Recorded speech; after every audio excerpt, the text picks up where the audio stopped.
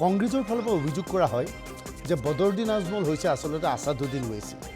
আছাদুদ্দিন ওৱেইচি সৰ্বভাৰতীয় পৰ্যায়ৰ এজন নেতা। আছাদুদ্দিন ওৱেইচিয়ে বিভিন্ন স্থানত প্ৰাৰ্থী থিয় কৰায়, লগে লগে কংগ্ৰেছৰ ভোট বিভাজিত হয় আৰু বিজেপি লাভান্বিত হয়। সেয়ে আছাদুদ্দিন ওৱেইচিক কংগ্ৰেছে বাৰে বাৰে সমালোচনা কৰে বিজেপিৰ এজেণ্ট বুলি। এতিয়া বদৰুদ্দিন আজমলক অনুৰূপ ধৰণে কংগ্ৰেছে বাৰে বাৰে সমালোচনা কৰিছে হিমন্ত বিশ্ব শৰ্মাৰ এজেণ্ট বুলি। যি কি নহওক, সেই বদৰুদ্দিন আজমলক আজি মুকলিভাৱে সমৰ্থন জনাইছে হায়দৰাবাদৰ সাংসদ আছাদুদ্দিন ওৱেইচিয়ে।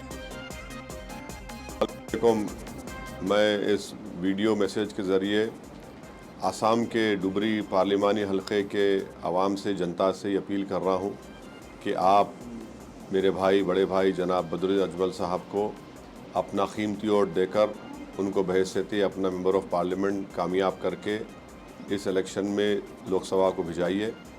और बदरुद्दीन अजमल साहब और उनकी पार्टी और उनके NGO ऑर्गेनाइजेशंस एक अवामी खिदमत का रिकॉर्ड रखती है।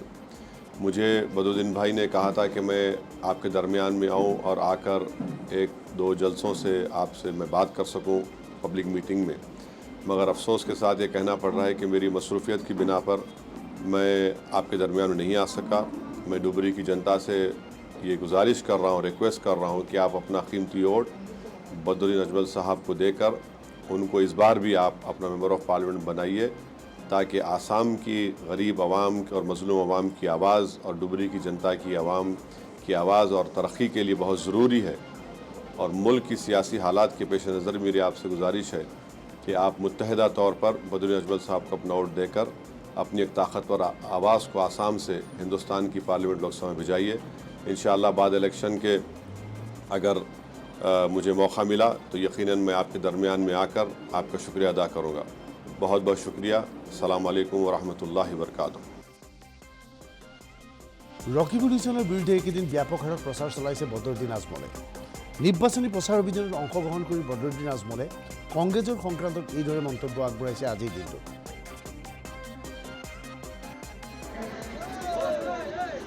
মন্দির বানাইতেছে, কোনো সমস্যা নাই। আজান বন্ধ করতেছে, কোনো সমস্যা নাই। বাল্যম বিয়ার উপরে আনতে আছে, কোনো সমস্যা নাই। তালাকের উপরে আনতেছে, ওইটা কোনো সমস্যা নাই। কংগ্রেসের মাত্র একটাই সমস্যা হইল বদরুদ্দিন হটাও, ধুবড়ি বাঁচাও। এটা কি ইনসাফের কথা নাকি? এটা কি ইনসাফের কথা? আমি রকিবুল হোসেন সাহেব, উনি তো MLA আছেন, আমি তো ওনার বাড়িতে গিয়ে কোনোদিন হামলা দেই নাই। বলে তুমি সামাগুড়ি ছাড়ো, তুমি সামাগুড়ি ছাড়ো। আমি এরকম করছি নাকি? তো ওনার কি অসুবিধা হইল? আমি একজন নিয়াসব মানুষ, ব্যাপারী মানুষ।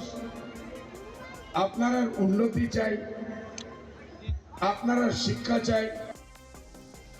এইকেইদিন বদৰুদ্দিন আজমলৰ বিৰুদ্ধে ৰকিবুল হুছেইনৰ হৈ নিৰ্বাচনী প্ৰচাৰ অভিযানত সহায় কৰিছে গৌৰৱ গগৈ, লুৰিণজ্যোতি গগৈ আৰু অখিল গগৈ।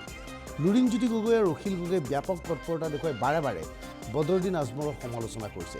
এনে অৱস্থাত আজি এই গগৈৰ বিৰুদ্ধে মাত মাতিছে বদৰুদ্দিন আজমলে। ধুবুৰীৰ ডাঙিৰ চৰত অনুষ্ঠিত হোৱা বিশাল গণসমাৱেশত ৰাতি 9:20 সকলো ৰাইজে সংকল্প গ্ৰহণ কৰোঁ যে ভাৰতৰ মস্ত। দেখা গৈছে যে আজমলৰ বিৰুদ্ধে এইদৰে স্থানীয় ভোটাৰৰ শপত গ্ৰহণ কৰাইছে, মুছলমান ভোটাৰৰ শপত গ্ৰহণ কৰাইছে অখিল গগৈয়ে।